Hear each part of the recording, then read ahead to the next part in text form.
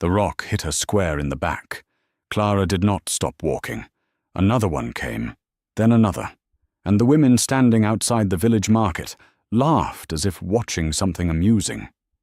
Clara kept her chin up, her worn brown boots pressing forward through the mud, her grip tightening around the basket of bread she had bought with the last of her coins. "There she goes," one of them called out. "The fool girl who married a broken man.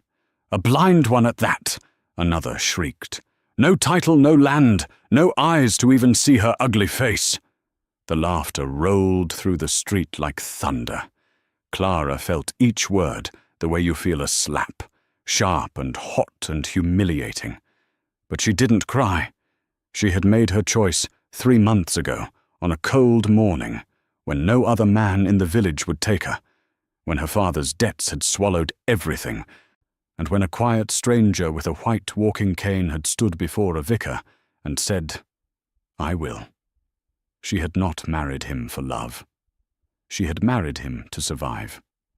His name was Lord Dorian Ashwell. He was lean and pale, with dark hair that fell across his brow and eyes the color of winter fog, beautiful and completely still. He never reached for things correctly on his first try. He bumped into chairs. He counted his steps from the door to the window every single morning, lips moving silently like a man saying a prayer. The village called him pathetic. They called her desperate. What nobody knew, not the women with their stones, not the men with their pity, not even Clara herself yet, was that Dorian Ashwell had not always been just a quiet man with a cane. And the letter that arrived at their cottage door that evening, sealed in black wax with a crest she did not recognize, was about to change everything. She almost didn't open it. She almost threw it into the fire. She didn't. Now, before we go further into this story, tell me this. If everyone around you called your love a mistake, would you stay or walk away? Drop your answer in the comments. And if this opening already has your heart racing, hit the subscribe button right now, because what is coming next will leave you speechless. Let's go. The cottage smelled of damp wood and cold ash when Clara returned home that evening. She set the basket down on the table and stood still for a moment, listening. Dorian was in the sitting room. She could hear the soft, steady sound of his breathing and the occasional turn of a page. He read by touch. Every book in the house had been specially printed for him, with raised letters beneath his fingertips, and he moved through them the way other men moved through conversations, quickly, quietly, with full attention. She pulled off her shawl and hung it near the door. There was a small tear along the hem from where one of the stones had caught it. She folded the damaged part inward so he would not feel it later and ask questions. "You were gone longer than usual," Dorian said from the sitting room. The market was crowded. He said nothing for a moment. Then, "Did something happen?" "No," she said. "Nothing happened." She heard the soft sound of him closing his book. His footsteps were careful and even. He had memorized the distance between every piece of furniture in the cottage, and he moved with a kind of quiet precision that she had grown used to watching. He appeared in the doorway of the kitchen, one hand resting lightly on the frame. He was dressed simply, as always. A plain white shirt, dark trousers, no coat indoors. His dark hair was slightly disheveled, as if he had been running his hand through it while he read.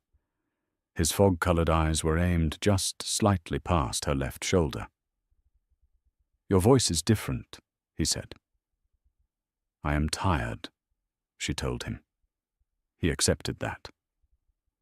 He turned and made his way back to his chair, counting 3 steps and then turning right, and she watched him settle back into the cushions and reach for his book again. That was one of the things she hadn't expected about living with Dorian Ashwell. He never pushed. He never demanded answers she was not ready to give. He asked, and if she deflected, he let it go. and somehow that quiet restraint was more unsettling to her than anger would have been. She began preparing the evening meal. Thin soup, bread, a small portion of salted pork. It was not much. The allowance that came every fortnight from Dorian's unnamed account was enough to keep them fed and the roof intact, but not much beyond that. Clara had never asked where the money came from. She had assumed, as everyone else had, that it was some distant relative's charity or a small pension for his condition. She had not thought to question it. She ladled the soup into 2 bowls and carried them carefully to the sitting room, where they ate most evenings, because the dining table was draughty, and Dorian preferred the warmth of the small fireplace. She set his bowl exactly where he expected it, 3 inches from the right edge of the side table, or with the spoon handle facing him. He had never asked her to do this. She had simply noticed, in the first week of their marriage, that he always reached to the same spot, and so she had started placing things there without being asked. He noticed the first time she did it. He had said nothing, but his head had tilted slightly, the way it did when something surprised him. They ate in the kind of quiet that was not uncomfortable. Clara had grown up in a loud house, full of her father's creditors and her younger siblings' noise, and she had not known until she came here that silence could feel like rest. "The bread is good tonight," Dorian said. "It is from the Whitmore bakery. They had a fresh batch this morning." He nodded and broke another piece. His hands were elegant and precise. She had noticed that too. He never spilled. He never fumbled with food, only with objects he had not yet mapped. It was as if his hands had developed their own kind of sight. After dinner, she cleared the bowls and washed them at the basin. Dorian remained in his chair. He did not offer to help, and she did not ask him to. That was another unspoken arrangement between them. There were many of those. A marriage of arrangements and silences and careful placements. Nothing like what she had imagined marriage would be as a girl, but also, if she was honest with herself, not entirely unpleasant. She was drying the last bowl when she heard the knock at the door. It was a heavy knock, formal and deliberate. Not the kind a neighbor made. She set the bowl down and went to answer it. The man standing outside wore a coat of deep charcoal grey and a hat pulled low against the evening wind. He was older, with a neat silver beard and the posture of someone who had spent a lifetime standing very straight. He was holding an envelope sealed in black wax. "Mrs. Ashwell?" he said. "Yes," she said. "I have a correspondence for Lord Dorian Ashwell." He extended the envelope toward her. "I was instructed to deliver it personally and to wait for acknowledgement of receipt." Clara took the envelope. The wax seal was pressed with a crest she did not recognize, an elaborate design featuring a crown and 2 crossed swords. "Who sent this?" she asked. The man looked at her with an expression she could not quite read. It was not unkind, but it was careful. "The office of the duchy," he said simply. And then he stepped back and waited. Clara closed the door slowly and stood in the narrow hallway with the envelope in her hands. She looked at the crest again. She looked at the words written on the front in a formal, looping hand. For Lord Dorian Ashwell, Duke of Crestmore. Private correspondence. Urgent. Her fingers had gone cold. She walked back to the sitting-room doorway. Dorian was still in his chair. The firelight moved across his face and made his eyes look almost warm. "There is a letter," she said. Her voice came out steadier than she expected. "Read it to me," he said, without looking up. "Dorian," she paused. "It is addressed to the Duke of Crestmore." The room went very still. He did not move. He did not speak. The only sound was the fire and the wind outside pressing against the small windows. Then, slowly, he reached up and closed his book. He set it on the side table with the same careful precision he used for everything. "Bring it here," he said, or his voice had changed. It was the same voice, the same quiet tone, but something underneath it had shifted, like a door opening in a house she had thought she knew completely. She crossed the room and held the envelope out to him. He took it. His fingers moved over the wax seal, tracing the crest with the pad of his thumb, and something passed across his face that she had never seen there before. It was not a surprise. It was something closer to resignation. "You knew," she said softly. He did not answer immediately. He turned the envelope over once, then set it on his knee. "Clara," he said. "You knew what this was," she said again. He lifted his face toward her. His fog-colored eyes were aimed just past her, as they always were, but the weight of his attention was entirely on her. She had learned, in 3 months, what to feel when he was truly looking at her, even when his gaze did not land correctly. "Sit down," he said quietly. "Please." She sat. He said, "There are things I should have told you before we married. I was not certain how to begin them. I kept waiting for the right moment, and then the moments kept passing." The fire crackled. Outside, the messenger was still waiting. "Tell me now," Clara said. He was quiet for a long beat. Then he said, "My full name is Dorian Everett Ashwell. I am the 7th Duke of Crestmore. I have been blind since a fever took my sight 4 years ago. When the fever came, I left my estate and my title and came here, because I could not bear to be seen as I was. Not by my household, not by society." He paused. "Not by anyone." Clara sat very still. "The cottage," she said slowly, "is mine. I purchased it under a different name. The allowance is drawn from my estate accounts. The letter is almost certainly from my solicitor or from the Lord Chamberlain's office. I have been avoiding their communications for some time." He pressed his lips together briefly. "Apparently they have found me." Clara looked at the envelope resting on his knee. She looked at his face.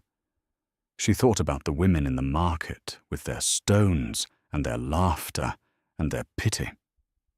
She thought about every person in the village who had looked at her with something close to contempt for marrying a man they considered beneath her circumstances, a blind man with nothing to offer, a broken man not worth the trouble.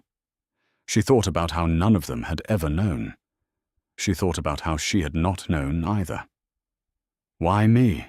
she asked. Her voice was very quiet. "When you decided to marry, why did you choose me?"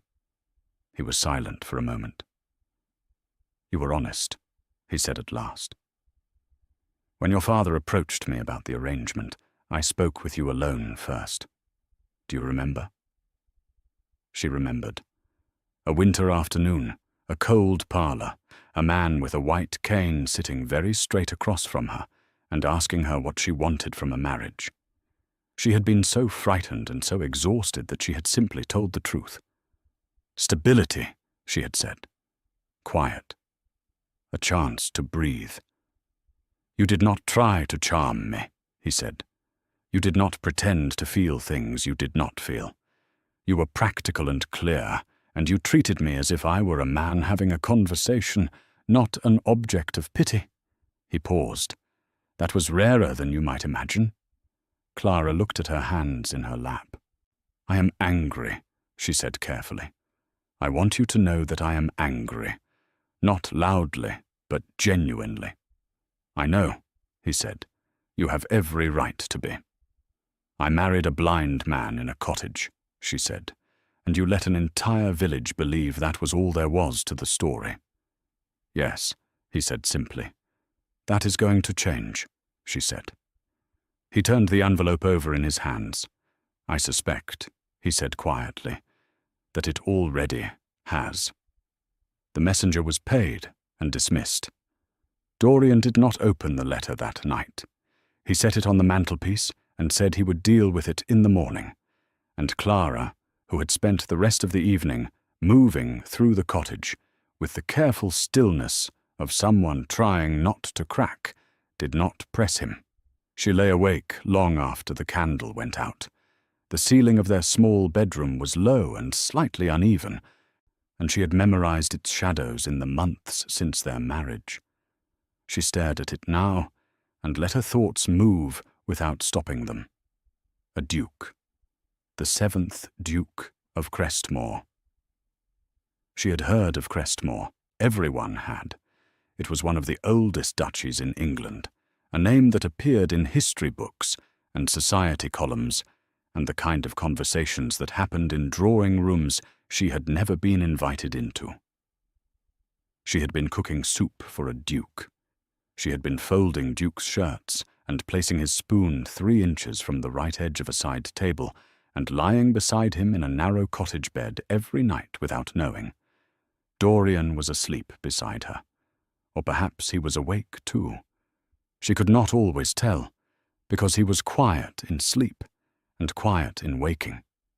She turned her head and looked at his profile in the darkness, the sharp line of his jaw, the slight parting of his lips. He looked in the dark like any other man. She turned back to the ceiling. She was not afraid. She was something more complicated than afraid. She was rearranging everything she thought she understood about her own life, like taking furniture out of a room and trying to figure out where it all belonged now that the room had turned out to be much larger than she thought. In the morning, he opened the letter. She sat across from him at the small kitchen table and drank her tea while he held the pages, and she read them aloud at his request, slowly and clearly, the way she had learned he preferred. The letter was from a man named Mr. Hargreaves, the chief solicitor of the Crestmoor estate. It was formal and dense with legal language, but the meaning was plain enough.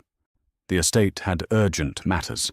There were tenants in dispute, a water rights claim on the northern parcels, a matter of taxation that required the Duke's personal signature, and a hearing scheduled before the House of Lords in 6 weeks regarding the estate's legal standing, because Dorian had been absent so long that certain parties had begun to question whether the Duke was alive at all. Mr. Hargreaves wrote with the careful language of a man who had been professionally patient for a very long time, but was now professionally at his limit. There was a second letter tucked inside the first. This one was from someone named Lady Meredith Holt, Dorian's aunt on his mother's side. It was shorter and considerably less formal. Clara read it in full. "Dorian, you absolute fool! Come home, or I will come to you, and I assure you that will be far more unpleasant for both of us. I have held off the wolves for 4 years. I cannot hold them off much longer. And I am told you have married. Bring her. I want to see what manner of woman could tolerate you." When she finished reading, there was a short silence. "She sounds terrifying," Clara said. "She is the finest person I know," Dorian said, "and the most relentless. Those 2 things often go together." He almost smiled. She had learned to catch the very early stage of it, the slight easing at the corner of his mouth before it pulled back. "We will need to go to Crestmoor," he said. "Yes," Clara said. "We will." She set the letter down. She looked at her tea. She thought about the cottage and the market, and the stones and the women who had laughed. She thought about the life she had settled herself into these past 3 months, small and plain and completely ordinary, and she thought about how none of it had been what it appeared. "I have nothing suitable to wear," she said practically. "We will remedy that. The village will talk when they see us leave. The village will talk regardless," he said. "Let them." She looked at him across the small table. He was sitting very straight, his hands flat on the wood, his face angled toward the window where the morning light was coming in grey and soft. He looked like a different man than he had yesterday. Or perhaps he looked exactly the same, and she was simply seeing him differently. "Are you frightened?" she asked. "About going back?" He considered this with the seriousness he gave all real questions. "Yet I am not frightened of Crestmore," he said. "I am uncertain how I will be received. There is a distinction." "How long were you away?" 4 years and 2 months, he said, without hesitation. The precision of it told her something. He had counted. "What was it like," she said, "when you first lost your sight?" He was quiet for a long moment. Outside, a bird was calling from the oak tree at the edge of the garden, and the fire in the kitchen grate was burning low. "Like being dropped into deep water," he said at last. "Not drowning, but not knowing which direction was up. I had been a man who moved through the world in a very specific way, very sure of himself, very certain of his place and his direction." He paused. "All of that stopped, overnight, and the people around me, my household, my acquaintances, they did not know how to treat me. Some were kind in a way that was worse than unkindness, soft voices, gentle touches, as if I had become breakable." He pressed his lips together. "I could not bear it. I left because I needed to learn how to be myself again, in a place where no one knew what I had lost." Clara wrapped both hands around her teacup. "Did it work?" she asked. "Partially," he said. "I learned how to be myself in this smaller life. I am less certain how to be myself in the larger one." She understood that more than he likely knew. She had her own version of it, her own story of a life that had collapsed and required rebuilding in whatever space remained. She had not told him much of it. They had not yet reached that kind of conversation. Perhaps, she thought, they were about to. "We should write to Mr. Hargreaves today," she said, "and to your aunt." "Yes," he said, "and we should arrange a carriage for the end of the week." "Yes. And you should tell me," she said carefully, "everything I will need to know before we arrive. Every person, every arrangement, every piece of history that is going to matter, because I am walking into that house as your wife, and I will not walk in unprepared." He turned his face toward her. The fog in his eyes caught the morning light, and for a moment looked almost silver. "That is a great deal to cover in a few days," he said. "Then we had better start now," she said. The almost smile came again. This time it did not pull back so quickly, and that was how it began. Not with grand declarations or dramatic revelations, but with a pot of tea going cold on a kitchen table in a small cottage, and 2 people who were still very much strangers to each other, deciding quietly and deliberately to become something more. They wrote the letters that morning. By afternoon, a reply had already come from Mr. Hargreaves. So fast it suggested the man had been sitting at his desk waiting. The reply was efficient and grateful, and contained, tucked at the very end, one line that was not about legal matters at all. "I am relieved, Your Grace. We have all been worried." Clara read that line aloud, and then folded the letter neatly. Dorian said nothing, but his jaw tightened for just a moment, and she thought that perhaps the Duke of Crestmore, for all his composure, was not entirely untouched by the knowledge that someone had been waiting for him to come home. She began packing that evening. There was not much to pack. 3 dresses, to 2 of them plain, and 1 only slightly less plain. Her mother's silver hairpin, a small book of poetry she had carried since girlhood. She folded each item with care and placed them into the single traveling trunk she had brought with her to the marriage. She was reaching for the trunk's clasp when she heard Dorian in the doorway. "Clara," he said. "Yes?" "When we arrive at Crestmore," he said, "there will be people who will have opinions about you, about who you are and where you came from, and whether you are a suitable duchess." "I expect so," she said.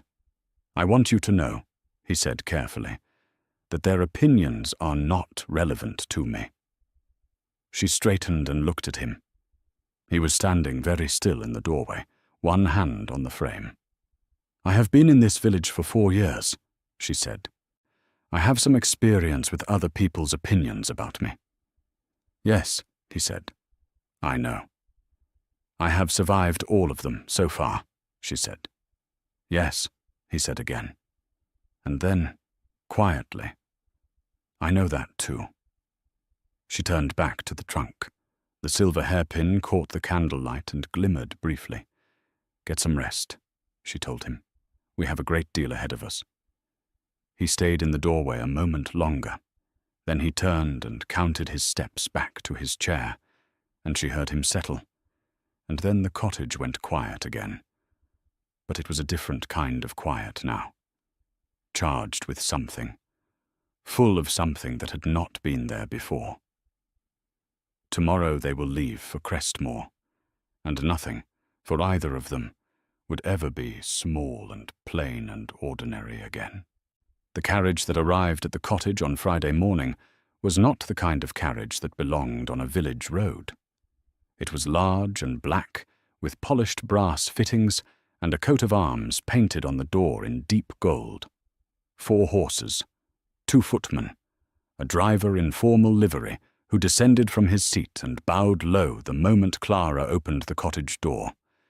She stood there in her plainest travelling dress, with a single trunk behind her, and a man with a white cane at her side, and she watched the village stop. She felt it more than she saw it, the way the sound changed, the way movement slowed. The woman who sold eggs from a basket at the end of the lane turned and stared with her mouth slightly open. The boys who always chased each other past the fence went still. Mrs. Trent, who had led the laughter at the market not 4 days ago, it was standing outside her gate with a bundle of laundry in her arms, and she was not laughing now. Clara lifted her chin and did not look at any of them directly. One of the footmen came forward to take the trunk. Another moved toward Dorian with practiced, respectful efficiency. Not the smothering kind of help Clara had seen people try to offer him before, but the quiet, positioned kind that simply made itself available. Dorian accepted it without comment, and he descended the cottage steps with the same careful precision he brought to everything. He did not rush. He did not stumble. He moved like a man who had decided exactly how he was going to move, and saw no reason to change it. The footman opened the carriage door. Dorian paused just before stepping in. He turned his face, not toward Clara, not toward the waiting staff, but outward, or toward the village road, as if he could feel the weight of all those watching eyes. And then he said, clearly and without performance, "Mrs. Ashwell." It was simply her name. But the way he said it, as if she were the only thing on that road that mattered, made Clara's breath catch slightly. She stepped forward and took the hand he offered, and allowed him to help her into the carriage. And she thought, as she settled against the cushioned seat, that she understood now what it meant when people said a man had presence. It had nothing to do with sight. The carriage door closed. They rolled forward.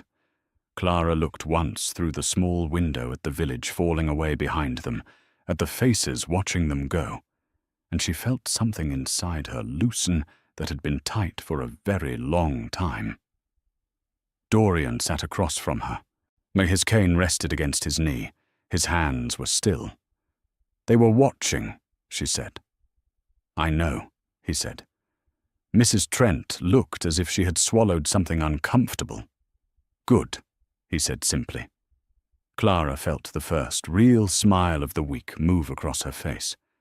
It surprised her. She pressed her lips together and looked out the window again, at the open road and the grey morning sky beginning to lighten at its edges. The journey to Crestmore took the better part of 2 days. They stopped at a coaching inn for the night, a clean and well-kept place where the innkeeper greeted them with a kind of careful deference that told Clara he recognized the carriage crest before he recognized anything else. She was shown to a private room. A hot meal was brought without being asked for, fresh water, clean towels, a fire already burning. She sat on the edge of the bed and looked around the room and thought about the difference between this and the draughty public rooms she had shared with her family on the one occasion they had travelled before her father's ruin. She thought about how quickly the world shifted its treatment of you depending on what carriage you arrived in. It made her feel something that was not quite gratitude and not quite bitterness. Something in between, with a sharp edge. Dorian came to the doorway between their adjoining rooms and leaned against the frame. "There is supper if you want it," he said. "I know," she said. "Thank you." He was quiet for a moment. "You are thinking again," he said. "How can you possibly tell?" "You go very still," he said. "Most people fidget. You go still. I can hear the difference." She looked at him. "But what do I sound like when I am simply sitting quietly?" "You breathe differently," he said. "When you are just resting, your breath is slow and even. When you are thinking hard, it gets slightly shallower, faster between counts." He paused. "I notice things." "You notice everything," she said. "Not everything," he said. "But more than people expect." She stood and crossed to the small table where the supper tray had been set. She poured 2 cups of tea and held one out toward him. He crossed the room and found it without difficulty and sat in the chair by the fire. They ate together in the firelight of the inn-room, and Clara asked him about Crestmore. Not the legal matters and not the estate accounts, but the place itself. What it looked like, what it smelled like, what sounds it made. He told her. He told her about the long gravel drive lined with old oak trees, and the way the main house faced east, so that the morning light fell across the stone facade in a particular gold that he had apparently loved as a boy. He told her about the library, which was 2 stories tall and smelled of leather and beeswax and old paper. He told her about the rose garden his mother had planted on the south side, and about the way the wind came off the northern hills in autumn and made a sound in the upper corridors like someone humming. He spoke about it with a careful kind of restraint, as if he were describing something he was not sure he had the right to miss. When he stopped, the fire had burned lower. "It sounds beautiful," Clara said. "It is," he said simply. "Were you happy there, before?" He considered this. "I was purposeful there," he said at last. "I am not certain I knew the difference between purpose and happiness then. I was too young and too sure of myself to examine it closely. And now?" He turned the teacup in his hands. "Now I know the difference," he said. "I am not sure which one I was chasing when I ran away." She looked at him in the firelight. There were shadows along the planes of his face, and the fog in his eyes was darker in the low light, more like deep water than winter air. "You were not running away," she said. "You were trying to figure out who you were without the parts of yourself that had been taken." He was quiet for a long time after that. She thought perhaps she had said too much. But then he set his teacup down and said, very quietly, "Oh, that is the most accurate thing anyone has ever said about those 4 years." She did not know what to do with that, so she simply nodded and looked back at the fire. They arrived at Crestmore the following afternoon, and nothing Clara had imagined prepared her for what she saw. The drive was exactly as he had described, long and oak-lined, but she had not been able to picture the scale of it. The trees were enormous, their bare winter branches arching over the gravel like a cathedral ceiling. The house at the end of the drive was stone, grey and gold, with tall windows and a wide front entrance, and a portico held up by 4 columns that caught the afternoon light and threw long shadows across the sweep of gravel below. It was magnificent. It was overwhelming. It was nothing like a cottage. As the carriage came to a stop, the front doors opened and a line of household staff came out and arranged themselves along the entrance steps with the kind of precision that spoke of years of practice. Clara counted quickly. 14, 15. She stopped counting when she reached 20, and there were still more coming. Dorian sat across from her and said nothing. His hands had tightened slightly on his cane. "They are all out front," she said softly. "I expected they would be," he said. His voice was very even. "There are a great many of them." "There are 47 permanent household staff at Crestmore," he said. "I knew all their names at once. I will learn them again." The carriage door opened. The footman descended the step. Dorian straightened his coat, which was, Clara noticed for the first time, a very fine coat indeed, far finer than anything else he owned, and she wondered when he had packed it, and whether he had planned this more carefully than he let on. He descended first, and the moment his foot touched the gravel, a sound went through the assembled staff that was not quite a gasp and not quite a murmur, but something in between. A collective release of breath that had apparently been held for 4 years and 2 months. A woman near the top of the steps made a small sound that might have been a suppressed sob. An older man in a butler's coat and silver hair stood perfectly straight, but his chin was trembling. Dorian stood at the foot of the steps and said, in a clear, carrying voice, "I am home. I apologize for the length of my absence. I intend to make it right." Clara stepped down from the carriage and stood beside him, and she felt 47 pairs of eyes move to her face. She held herself still and met the assessment with the same composure she had used in the village, the same lifted chin and steady eyes, and she thought, "They will decide what they think of me in the next 30 seconds, and I cannot control that, so I will simply be exactly what I am." The butler descended 3 steps and bowed. "Your Grace," he said. His voice was rough at the edges. "Welcome home." "Simmons," Dorian said. And then, "This is the Duchess of Crestmore.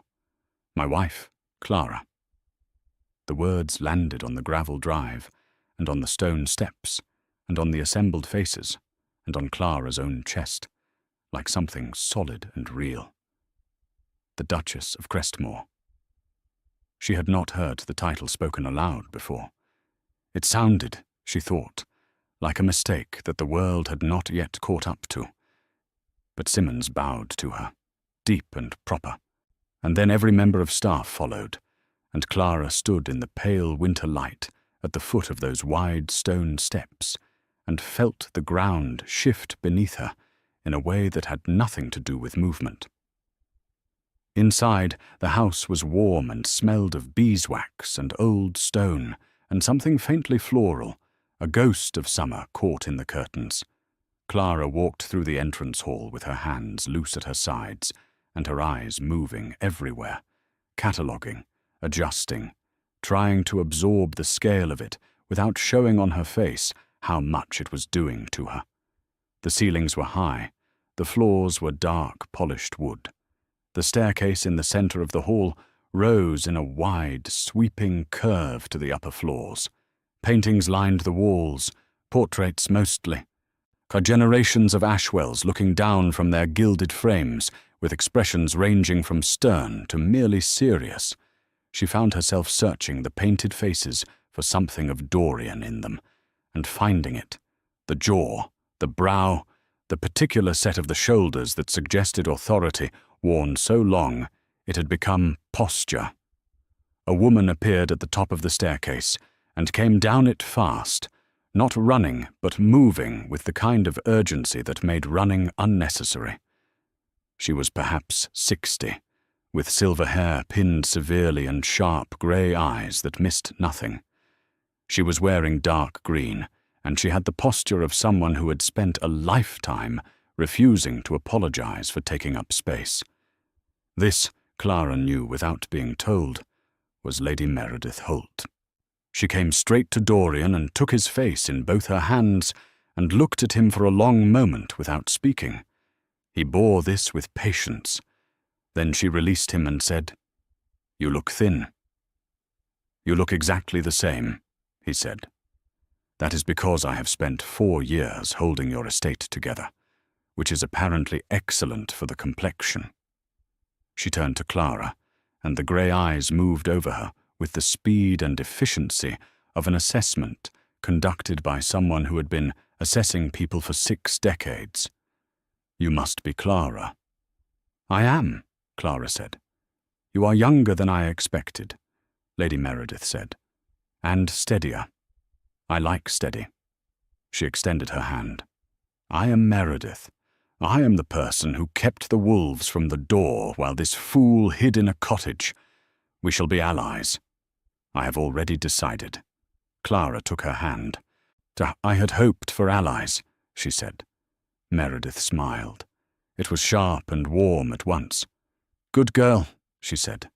"Come, I will show you the house. Dorian knows where everything is."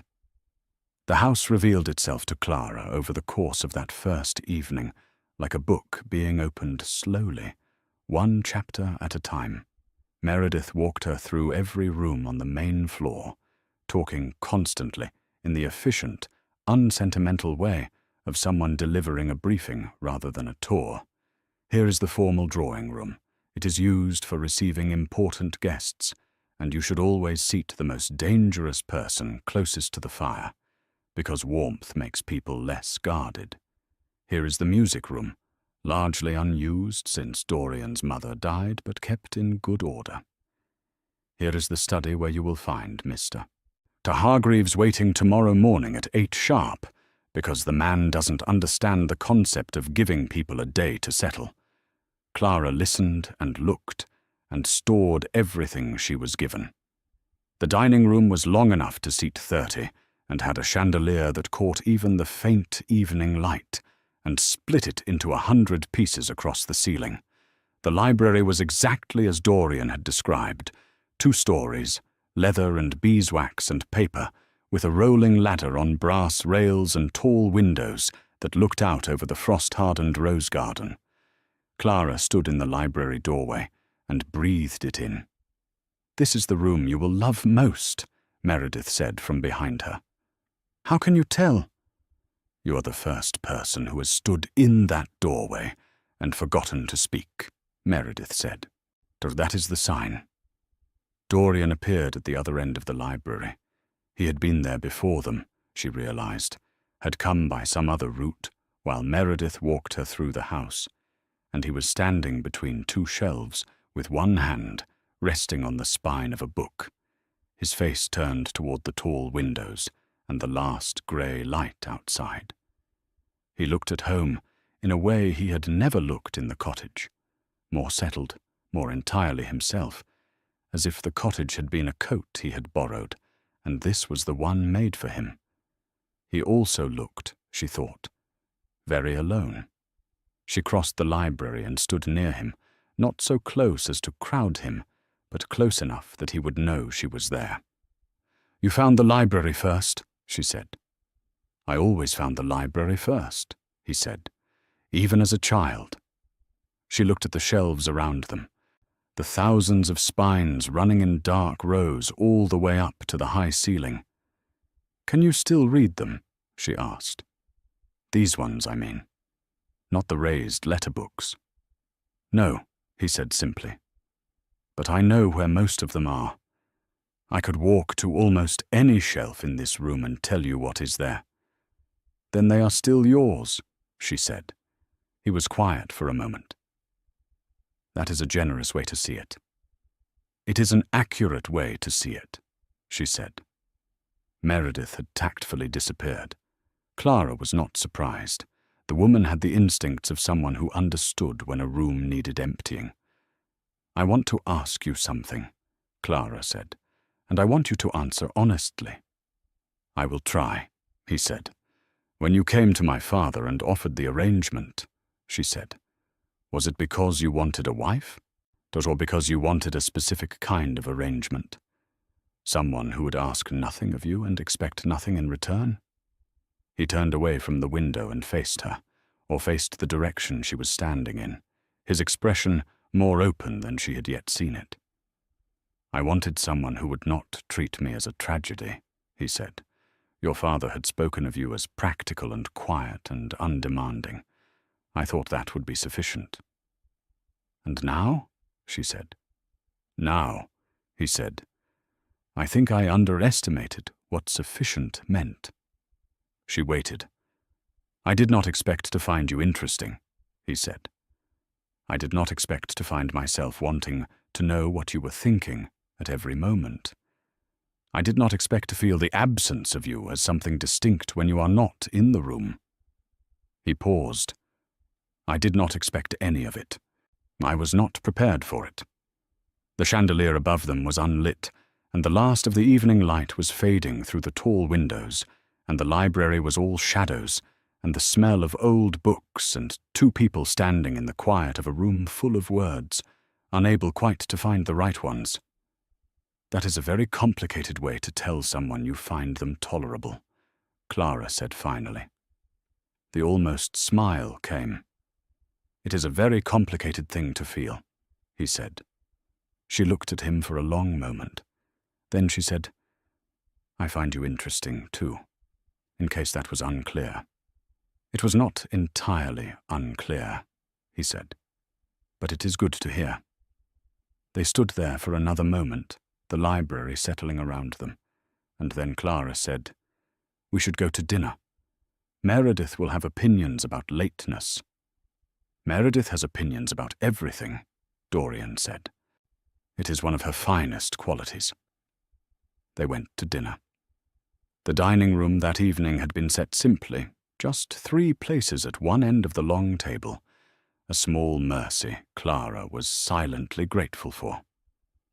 Meredith sat across from them and talked through the meal with characteristic efficiency, moving from the state of the estate to the list of people who would need to be informed of Dorian's return to the social engagements that had been politely declined on his behalf for 4 years, and would now need to be reinstated.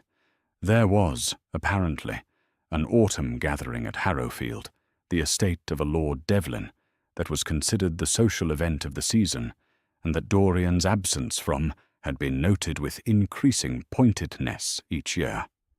There was also, Meredith said, setting down her fork with a deliberateness that suggested she had been waiting for the right moment, the matter of Lady Philippa Crane. Who is Lady Philippa Crane? Clara asked. Meredith looked at Dorian. Dorian said nothing. Before Dorian's illness, Meredith said, there was an understanding between him and Lady Philippa. Nothing formally contracted, but spoken of within certain circles as an expected arrangement. Clara kept her expression entirely steady. I see, she said. The understanding was, of course, dissolved by circumstances, Meredith continued. Lady Philippa subsequently married Lord Harland Crane, who died 2 years ago and left her a widow.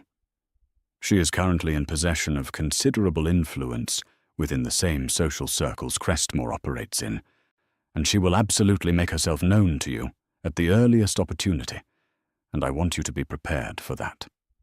Clara looked at Dorian. Is this true? Yes, he said. His voice was flat and even. Philippa and I had an understanding before I lost my sight. When I disappeared, she did not wait. I do not hold that against her. She married someone else, Clara said. Yes.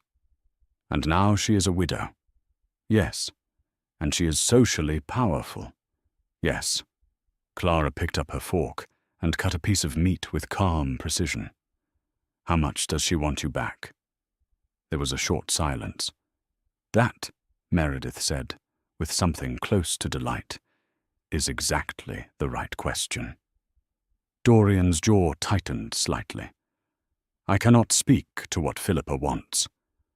Then I will speak to what she will do, Meredith said. She will arrive at every event you attend. She will be gracious and perfectly behaved, and she will make Clara feel, through 100 small and elegant maneuvers, that she does not belong. She will do this not out of malice, but out of a genuine conviction that she should have been Duchess, and that the position has been filled incorrectly. She looked at Clara. You need to know this. Thank you, Clara said. I would rather know. Good, Meredith said. And for what it is worth, my opinion is that Dorian is considerably better off than he would have been with Philippa. Philippa wanted the title. You, from what I can see, want the man. She reached for her wine. That is a significant distinction. Clara did not look at Dorian, but she was aware of him going very still beside her. The next morning, Mr. Hargreaves arrived at precisely 8 o'clock and brought with him a leather case so full of documents it strained its clasp. He was a small, tidy man in his 50s, with ink-stained fingers and the slightly anxious manner of someone who had been managing a crisis at a slow simmer for a very long time, and had only recently been told the fire was being attended to. He bowed to Clara with genuine warmth, and then sat across from Dorian, and opened his case, and began laying papers on the desk in the order of their urgency, with the focus of a general preparing a field map. Clara sat to Dorian's right. She had come because Dorian had asked her to, and because she had decided the night before that she was not going to be ornamental in this house.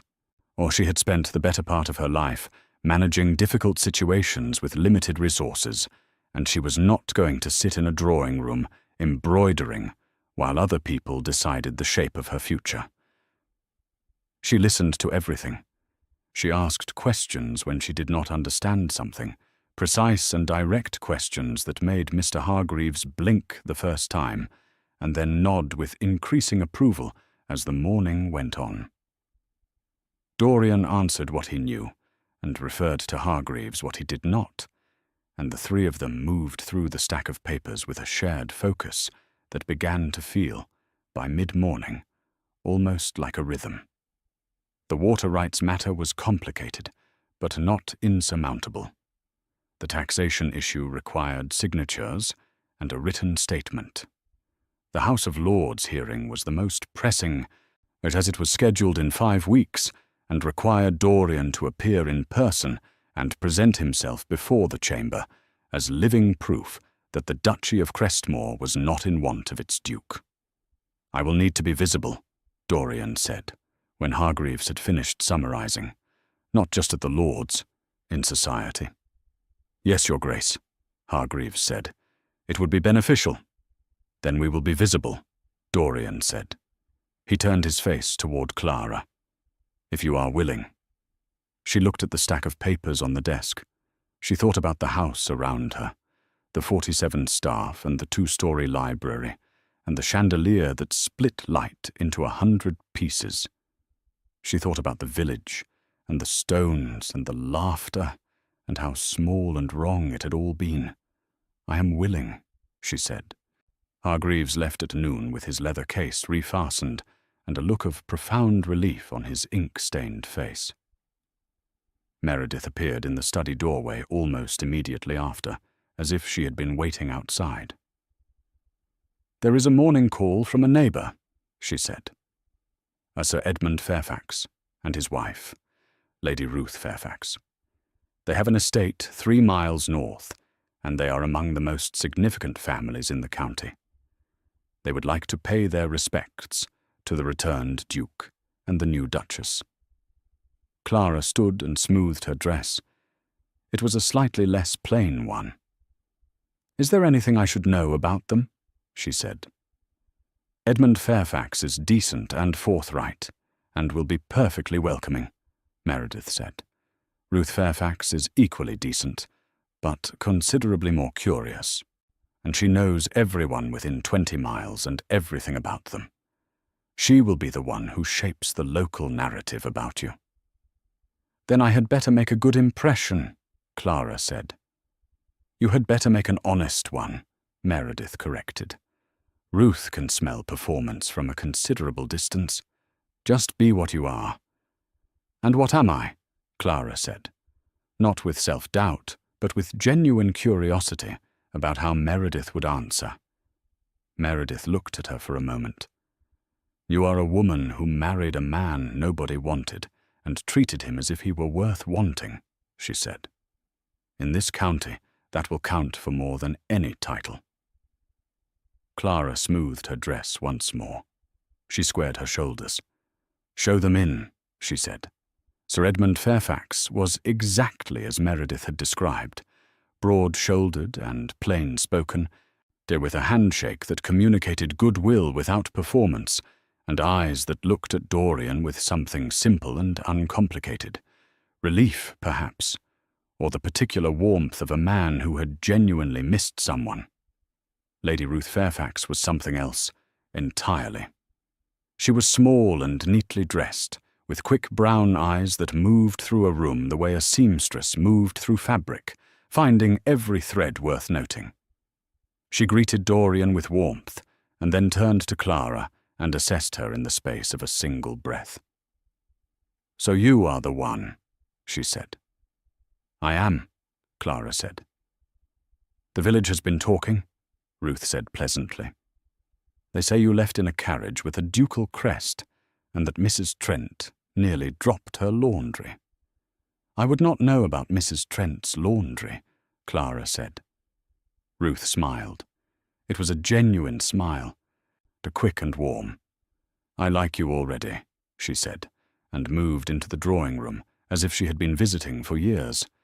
They sat together by the fire, all four of them, and Edmund talked to Dorian about the northern parcels and the water rights dispute with the directness of a neighbour who had been watching the situation with frustrated helplessness for years and was grateful to finally have someone to speak to about it.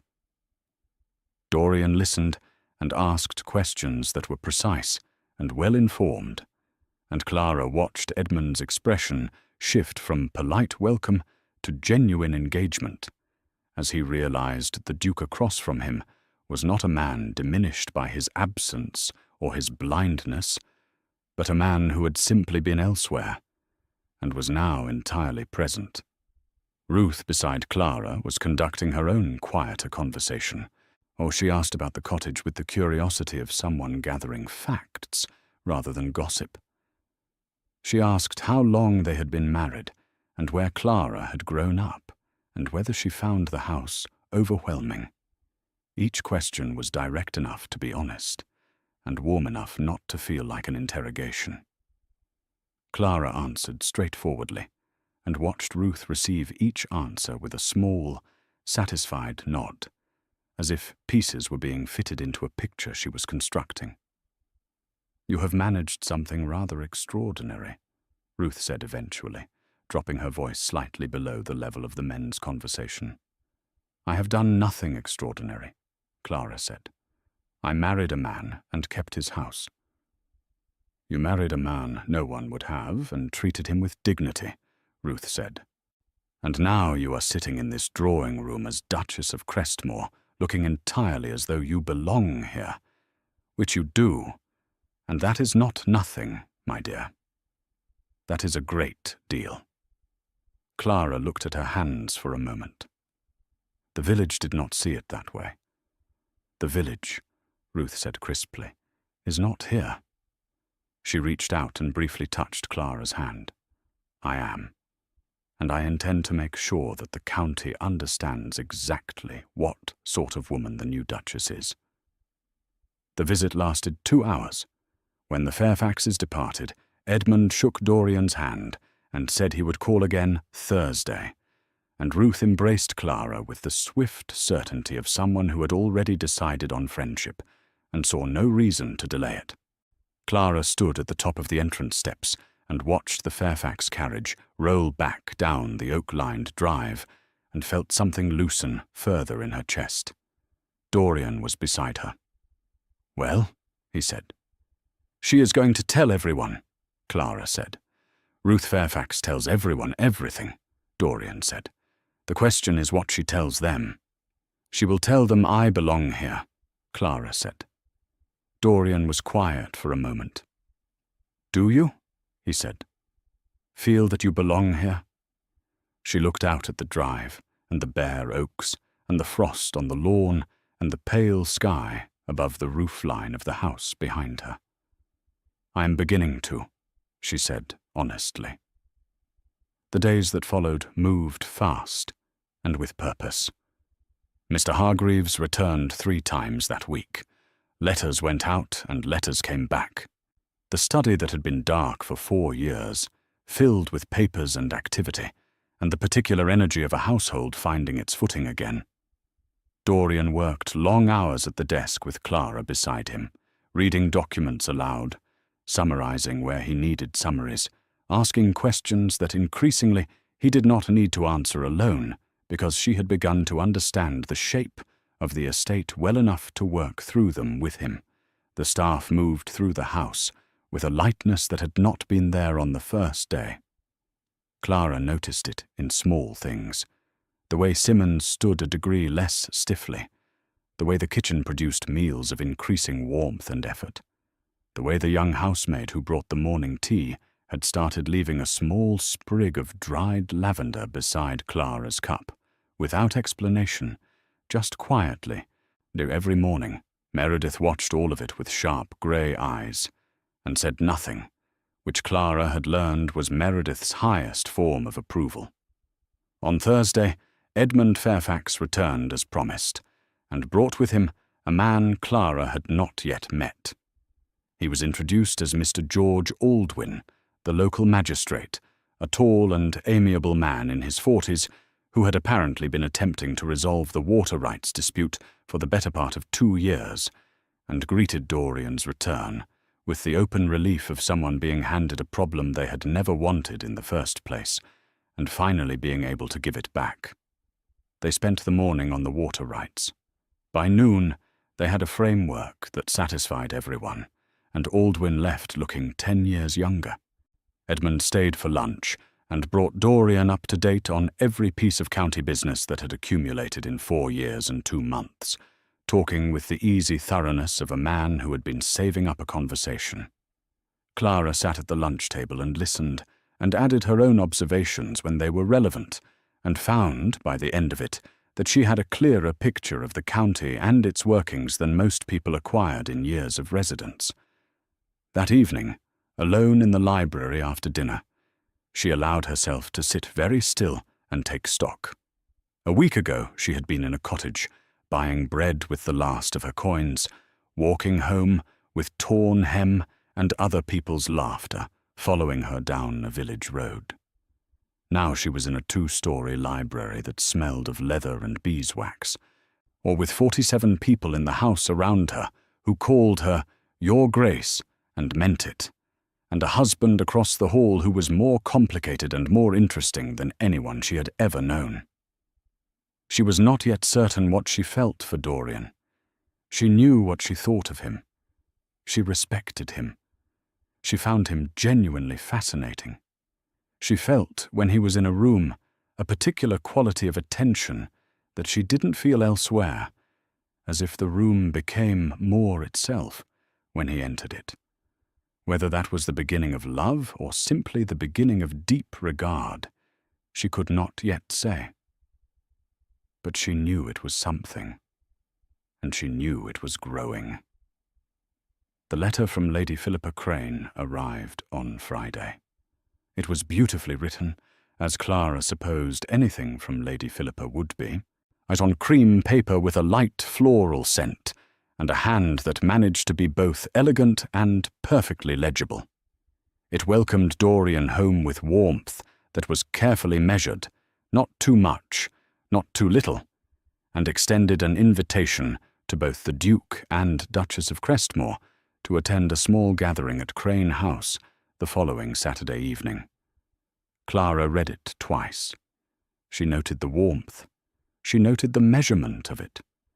She noted that Dorian had been mentioned first, and that the invitation to her had been included with the particular graciousness of someone extending courtesy to a guest in a house they considered their own.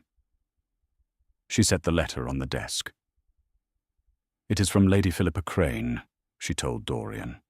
"I gathered," he said. He had apparently detected the floral scent. "Or she has invited us to a gathering next Saturday."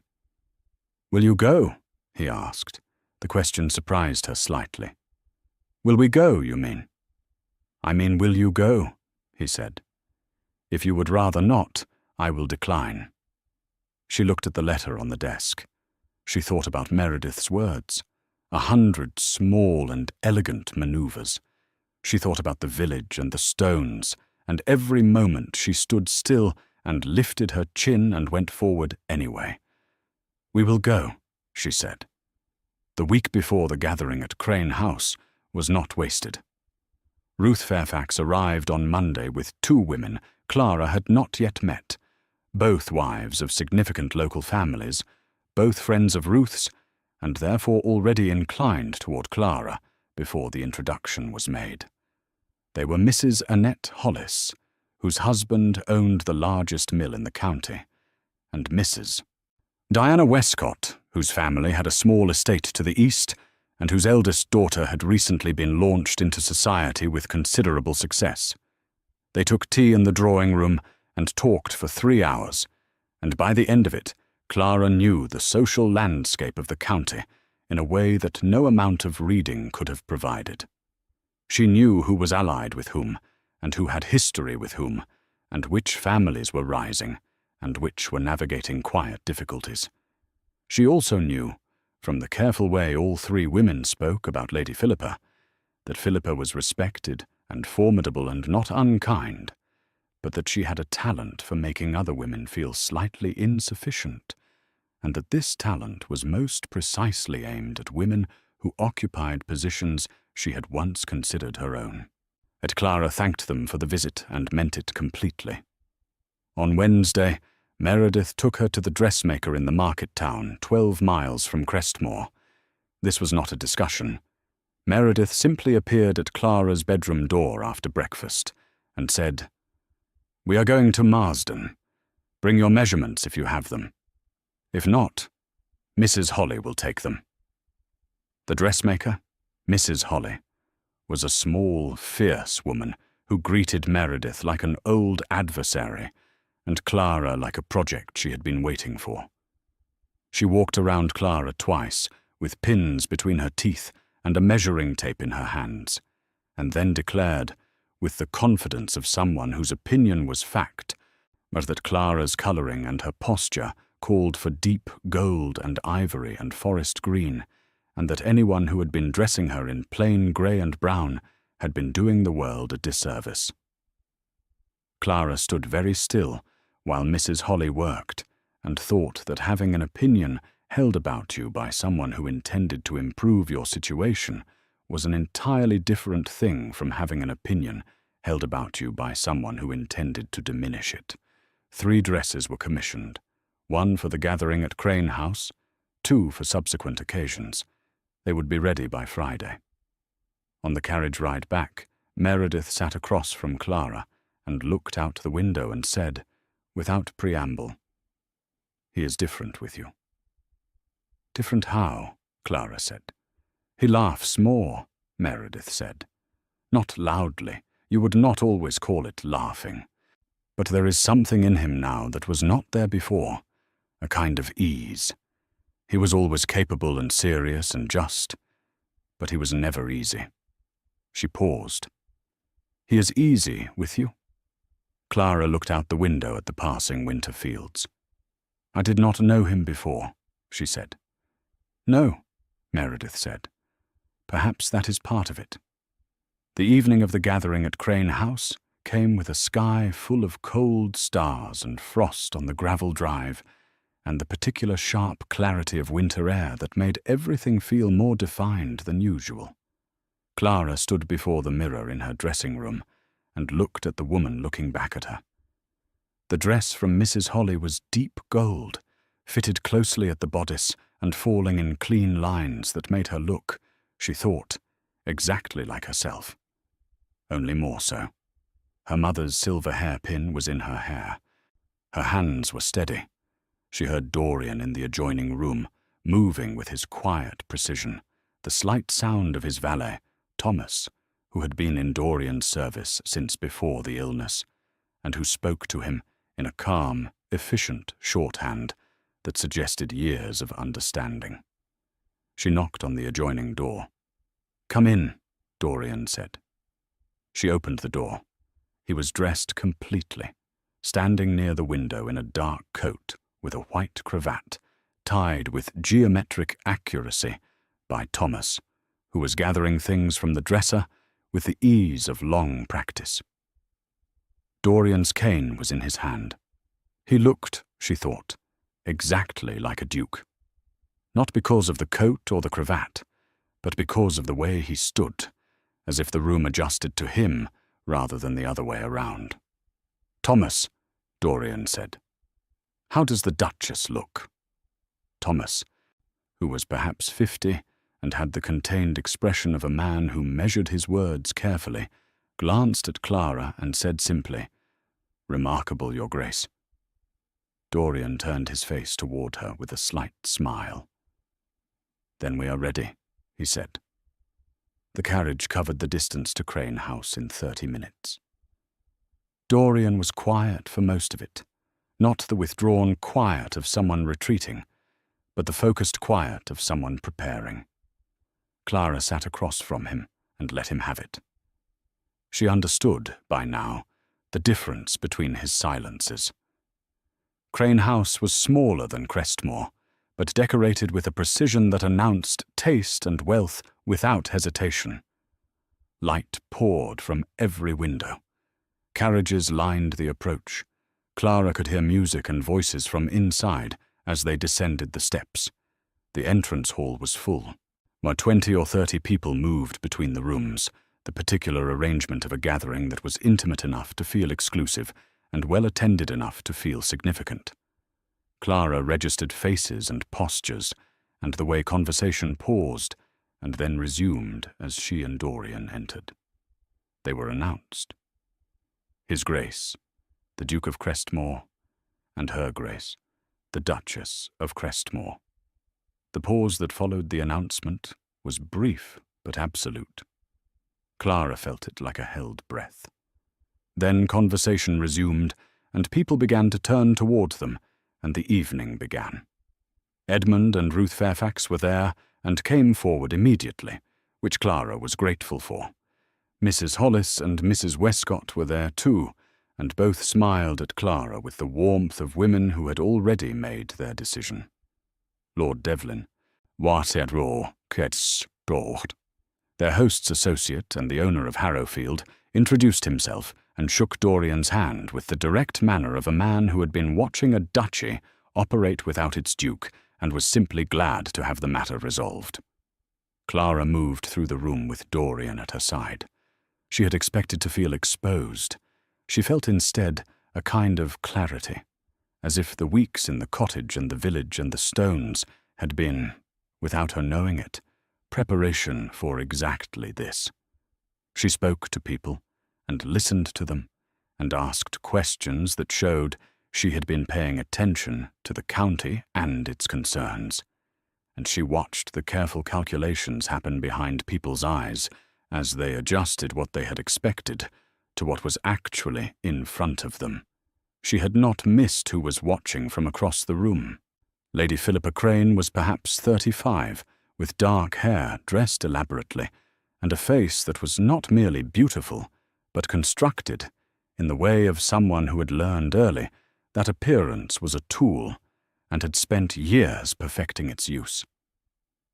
She was dressed in deep burgundy, and she wore it the way certain women wore everything, as if the fabric had been waiting for her specifically. She moved through her own gathering with the ease of long practice, speaking to each cluster of guests with warmth and attention, and she made her way to Dorian and Clara with a timing so precise it could not have been accidental. "Dorian," she said. Her voice was low and warm. "Welcome home. We have all missed you terribly." "Philippa," he said, "you look well." "I am well," she said. She turned to Clara, and her smile did not dim, but it changed slightly in quality, becoming more deliberate. "And you must be Clara. I have heard a great deal about you." "I hope some of it was accurate," Clara said pleasantly. Philippa's eyes moved over her once, quick and practiced, taking in the gold dress and the silver hairpin and the steadiness of Clara's expression. "It said you were composed," Philippa said. "That part appears to be accurate." "Thank you," Clara said, as if it had been intended as a compliment, which it may or may not have been. They spoke for several minutes. Philippa was brilliant at it. The small, elegant maneuvers Meredith had described were there, but Clara could see them now. The slight way Philippa angled herself toward Dorian, the references to shared history that Clara had no access to, or the gentle suggestions in the form of questions about whether Clara found such a large estate overwhelming, or whether the transition from her previous circumstances had been difficult. Each one landed, and Clara deflected it without friction, not defensively, not coldly, but with a directness that left nothing to grip.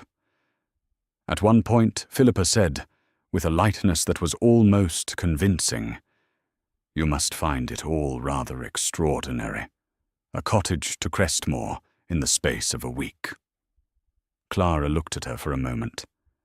"I find Crestmore extraordinary, yes," she said, "though I must say I found Dorian extraordinary long before we came here." A beat of silence. Dorian's head tilted slightly. Philippa's smile stayed in place, but something behind her eyes adjusted.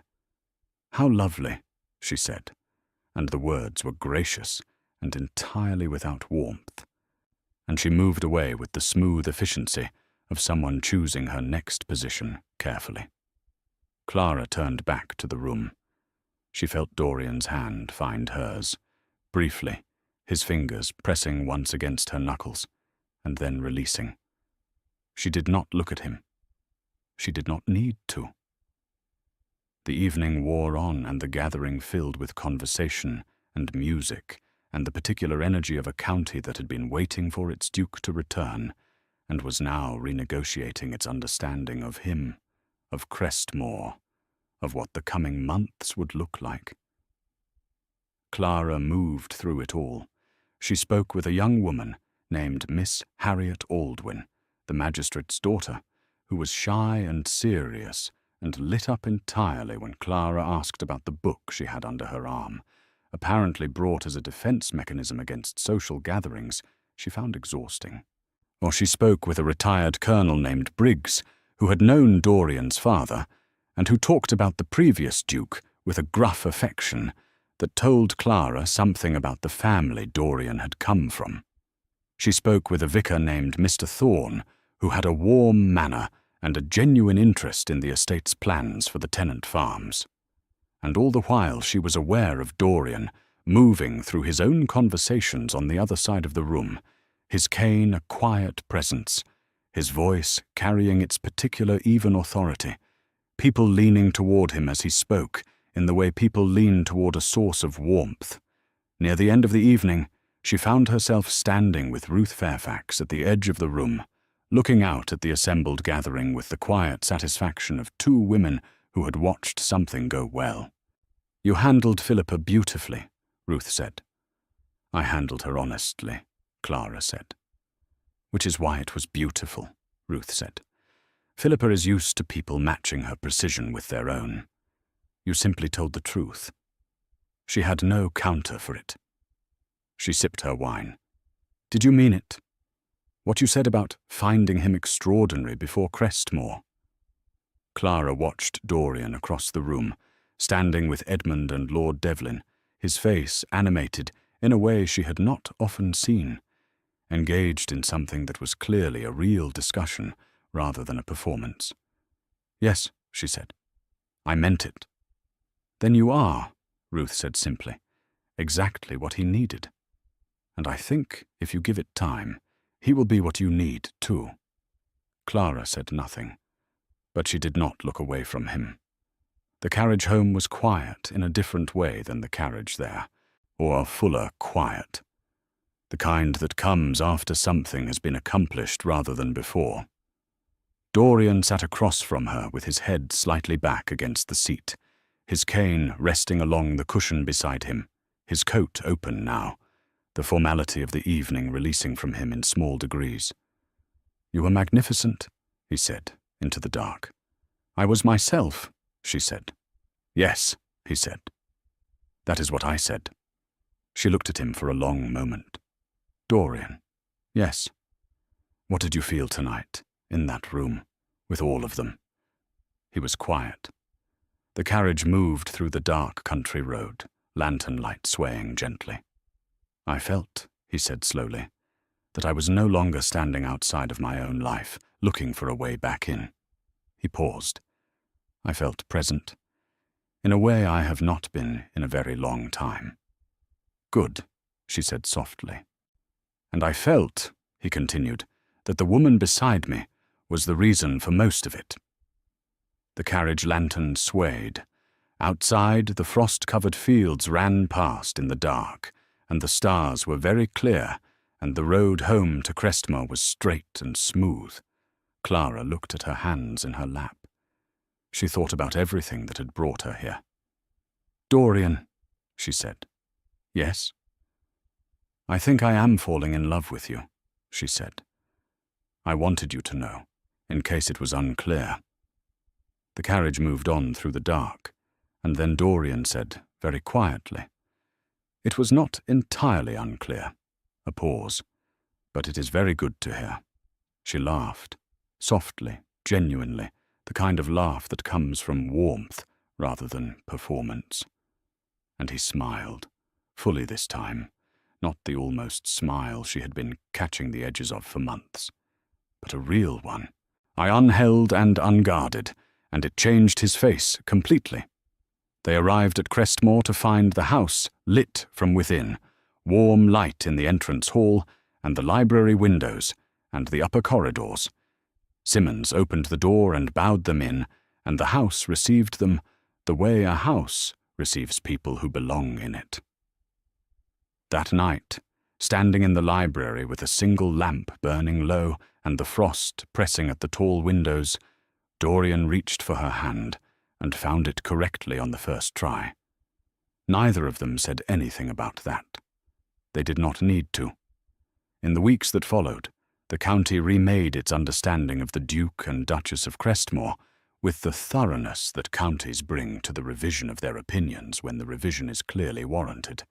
At the hearing before the House of Lords came, and Dorian appeared before the chamber with Clara in the gallery above, and spoke with the clarity and authority of a man who had spent 4 years learning to be certain of himself in the dark, and was now bringing that certainty back into the light. The chamber received him well. The duchy was confirmed. The legal challenges dissolved. Mr. Hargreaves was seen, by 3 separate witnesses, to press his ink-stained hands together in a gesture of profound relief. The village, for its part, received the news through Ruth Fairfax's efficient network, and through the particular speed with which truth travels when it is also a good story. Mrs. Trent was said to have gone very quiet for several days. The women who had thrown stones were not spoken of kindly, which was, Clara thought, justice of a sort. Why, she did not go back to the village. There was nothing there she needed. What she had was here, a house full of life and purpose, and 47 people who had folded her into the fabric of Crestmore, as if she had always been part of the pattern. A sharp and magnificent aunt by marriage who had taken to ending every letter to Clara with the words, "Good girl," which Clara had decided to interpret as the highest praise available. A friend in Ruth Fairfax, who called twice a week and brought news and warmth and the particular pleasure of a woman who speaks plainly. A county that was learning her name and meaning it with increasing respect. And a man who counted his steps from the door to the window each morning and reached for her hand and found it on the first try, every time. She had married him to survive, and she had stayed because she had found, in the quiet space between a practical arrangement and a real life, something she had not known to look for and couldn't now imagine being without. Love, it turned out, did not always arrive with declaration and spectacle. Sometimes it arrived the way morning light arrived on old stone. Quietly, gradually, and then, all at once. If this story moved something in you, here is a question before you go. If you had been in Clara's place, walking into that grand house, knowing the whole county was watching and judging, what would you have done differently?